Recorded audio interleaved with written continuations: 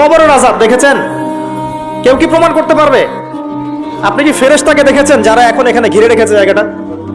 এই জায়গাটা কি ফেরেশতারা ঘিরে রাখে নাই? আল্লাহ রাসূল কি সেই কথা বলেন নাই? কিন্তু আমরা কি প্রমাণ করতে পারবো এখন?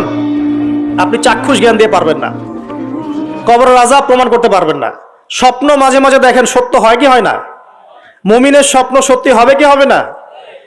আখিরুজ জামানে মুমিনের স্বপ্ন বেশি বেশি সত্য হবে। তো সত্য স্বপ্নের কি ব্যাখ্যা দিবেন? কোনো ব্যাখ্যা নাই। আপনি কি জান্নাত জাহান্নাম দেখেছেন? দেখেন নাই। মিজান পুলসিরাত দেখেছেন?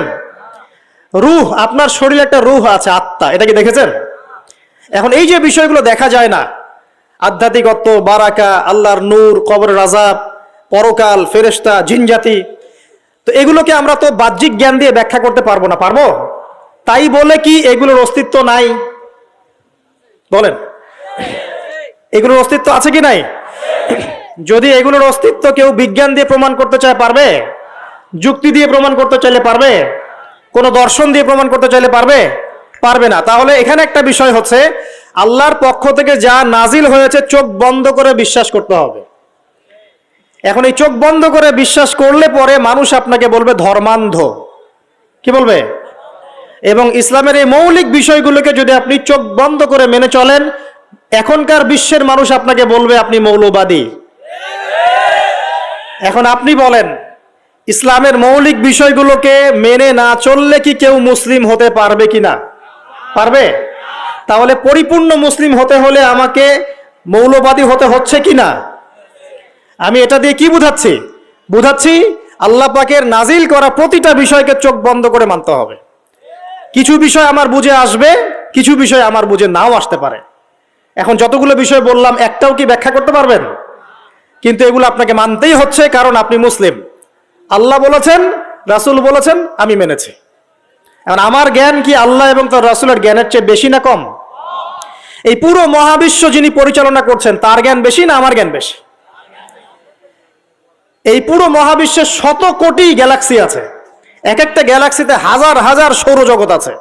এরকম শত সহস্র গ্যালাক্সি নিয়ে একটা আসমান গঠিত হয়। এরকম 7টা মহাদেশ আছে, সাতটা মহাবিশ্ব আছে। এই 7 মহাবিশ্বের উপরে আছে কুরসি, ওয়াসিআ কুরসিয়ুহুস সামাওয়াতি ওয়াল আরদ। তার উপরে আছে মহাসাগর, যার গভীরতা 500 বছরের পথ। তার উপরে আছে আল্লাহ রাব্বুল আলামিনের আরশে আজিম। আর আল্লাহ রাব্বুল আলামিন এই আরশের উপর সমুন্নত। সেই মহান আল্লাহকে আমরা বলি আল্লাহু আকবার। কি বলি? এই যে আল্লাহু আকবারের মর্ম বুঝলেন? এখন এই বিশাল সত্তা আল্লাহু আকবার, আল্লাহ পাক সবচেয়ে বড়, এই সর্বোচ্চ সত্তার জ্ঞান বেশি না আমার জ্ঞান বেশি? তার পক্ষ থেকে যখন কোরআন এবং হাদিস নাজিল হচ্ছে, আমাকে তো চোখ বন্ধ করেই মানতে হবে, নাকি আমি যুক্তি দিব? হ্যাঁ, কিছু বিষয় আমার বুঝে আসবে, কিছু বিষয় আমার বুঝে নাও আসতে পারে। কিছু বিষয় আমি সায়েন্স দিয়ে প্রমাণ করতে পারবো, কিছু নাও পারতে পারি। কিছু আমি দর্শন দিয়ে প্রমাণ করতে পারবো, কিছু নাও পারতে পারি। যেগুলো পারছি না সেগুলো আমার বা আমাদের জ্ঞানের সীমাবদ্ধতা। কথা কি বুঝতে পারছেন? এটা আল্লাহ পাকের জ্ঞানের বা আল্লাহ পাকের ওহির কোনো ত্রুটি নয়। আল্লাহর ওহির কোনো ত্রুটি আছে? এটা আমার জ্ঞানের সীমাবদ্ধতা। আসেন সামনে যাই। যে কথাটা বলতে গিয়ে এদিকে আসলাম, দেখুন এমন অনেক বিষয় আছে যেগুলো আমরা খালি চোখে ব্যাখ্যা করতে পারবো না। আমরা যে যুগটাকে আইয়ামে জাহিলিয়াত বলছি, ওই যুগটাতে যে সমস্যাগুলো ছিল, যে পাপগুলো ছিল, সেগুলো এখনকার বিশ্বে আরো অনেক উঁচু লেভেলে বিরাজ করছে। যেমন এই যে আপনারা বললেন, একটা পাপ ছিল শিরক।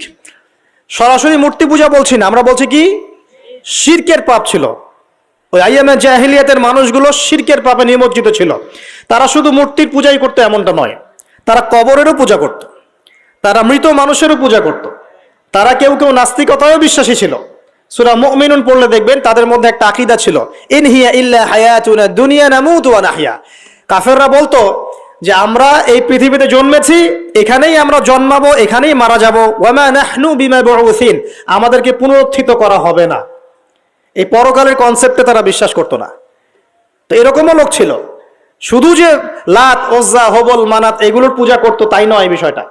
এখানে কবর পূজাও ছিল, এখানে আপনার মৃত মানুষের পূজাও ছিল, এখানে গাছপালা, চন্দ্র, সূর্য, নক্ষত্রের পূজাও ছিল, আবার নাস্তিকতাও ছিল। এক কথায় আইয়ামে জাহিলিয়াতের সবচেয়ে বড় পাপ ছিল শিরক। কথা কি বুঝতে পারছেন ভাই? আচ্ছা, না বুঝলে বলবেন, শেষে গিয়ে প্রশ্ন করবেন ইনশাল্লাহ, সমস্যা নাই। তাহলে প্রথম যে পাপটার কথা বললাম সেটা কি? শিরক। এখন একটু এই 1400 বছর পরে চলে আসেন, চলে এসে দেখেন এখনকার সমাজের দিকে তাকান, এখনকার মুসলিম রাষ্ট্রগুলোর দিকে তাকান, আর পুরো বিশ্বের দিকে তাকান। সবচেয়ে বড় সমস্যাটা কি বলেন? সবচেয়ে বড় সমস্যা কি শিরক নয়?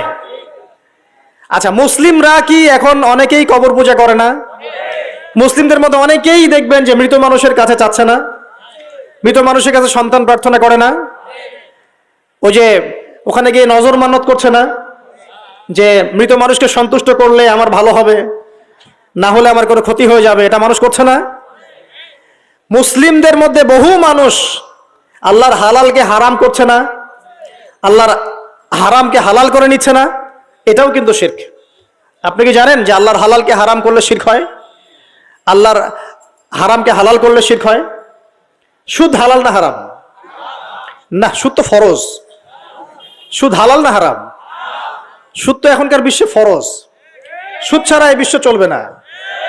আপনি ঠিক বলছেন, কিন্তু সুদ ছাড়া এই বিশ্ব চলে না।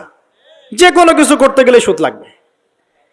তো এখন যে সবাই এটাকে হালাল করে নিচ্ছে, এটা কি হচ্ছে? আল্লাহর হারামকে মানুষ হালাল করছে না। আচ্ছা বলেন, মদ হারাম না হালাল? বলেন। মদ তো ওয়াজিব নাকি? কয়টা ছেলে আছে স্মোক করে না? বলেন, কয়টা ছেলে দেখাতে পারবেন যারা স্মোক করে না? এখানে কারা কারা স্মোক করেন না?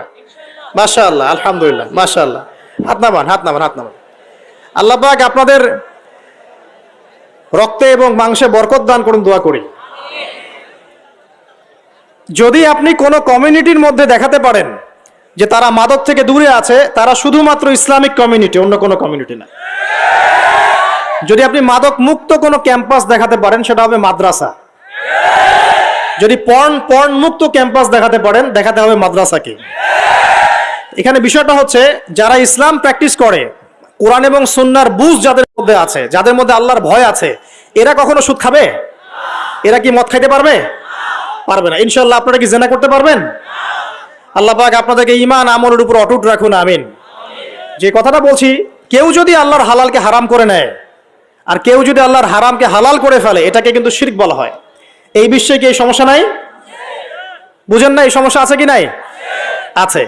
সামনে আগান। এই বিশ্বের শিক্ষা ক্ষেত্রগুলো দেখবেন, এই শিক্ষা ক্ষেত্রগুলোর মধ্যে নাস্তিকতার শিক্ষা বাড়ছে না কমছে? বাড়ছে। এই বিশ্বের অর্থনীতি দেখবেন, অর্থনীতির মধ্যে শিরক বাড়ছে না কমছে? এখানে আপনাকে সুদ নিতে হচ্ছে, এখানে আপনাকে আল্লাহর নাজিলকৃত ইকোনমি বাদ দিয়ে পশ্চিমাদের নাজিলকৃত ইকোনমি বহন করতে হচ্ছে। এটাও এক প্রকার কুফরি। আরো সমস্যা আছে। এই বিশ্বের ওয়ার্ল্ড অ্যাফেয়ার্সের দিকে তাকাবেন, দেখবেন বিশ্বের কয়টা জায়গা আপনি আমাকে দেখাতে পারবেন যেখানে মুসলিমদের মধ্যেও আল্লাহ রাব্বুল আলামিনের নাজিলকৃত বিধান দিয়ে বিচার ফয়সালা হচ্ছে? কয়টা দেখাতে পারবেন? তো যেখানে আছে খুব স্বল্প পরিসরে। পুরো বিশ্বের অবস্থা আজকে এমন। পর্নোগ্রাফি হালাল না হারাম? পশ্চিমা সংস্কৃতির মধ্য দিয়ে এটা সারা বিশ্বে ছড়িয়ে দেওয়া হয়েছে। মানুষ এখন এটাকে available part of our life এটা মনে করছে আর কি, common part of our life. পর্দা হালাল না হারাম? বলেন। পর্দা না করাটা হারাম না হালাল?